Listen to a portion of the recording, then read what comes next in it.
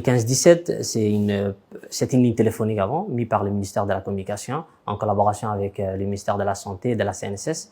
Et le ministère de la Santé a mis en place, en collaboration avec la CNSS, une plateforme qui répond de différentes questions posées par notre équipe de téléopérateurs. À travers cette plateforme qui a des différentes questions qu'on pose, ces différentes questions-là, il y a ce qu'on appelle un scoring qui sort, qui détermine la personne si les différents symptômes, c'est-à-dire les cohésions, c'est-à-dire l'existence de différents symptômes sur cette personne-là.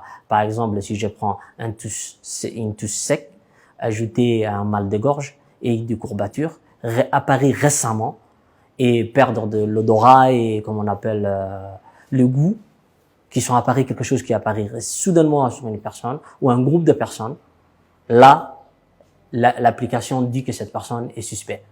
À partir de là, il y a les protocoles de transfert qui est mis en place par le ministère qui nous permet de nous, en tant qu'opérateurs, de mettre ça en liaison avec les médecins régulateurs qu'elle a. Et les médecins régulateurs prennent en charge la personne, discutent avec elle et voient est-ce que ces symptômes le contestent et fait tout le volet médical. Et après, transfère ça à ses confrères qui sont à Bouffar.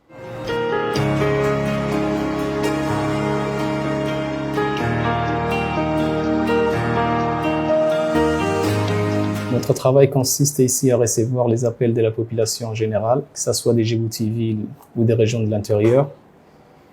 Les gens qui nous appellent ici, c'est des gens qui veulent surtout savoir des informations et des renseignements. Nous avons aussi ceux qui appellent après avoir eu des symptômes et présenter des signes. Ces signes, en fait, constituent également souvent, c'est la fièvre, la toux, les maux de gorge et parfois, et exceptionnellement, perte des goûts et de l'odorat. Et une fois que nous recevons des appels, des cas qui sont suspects, c'est-à-dire des symptômes qui nous orientent vers le Covid-19, nous essayons de trier, de réinterroger, de savoir si c'est une personne réellement à risque. Si c'est le cas, nous essayons de coordonner le travail avec Bouffar et d'essayer de conseiller en fait surtout les patients à faire les dépistages.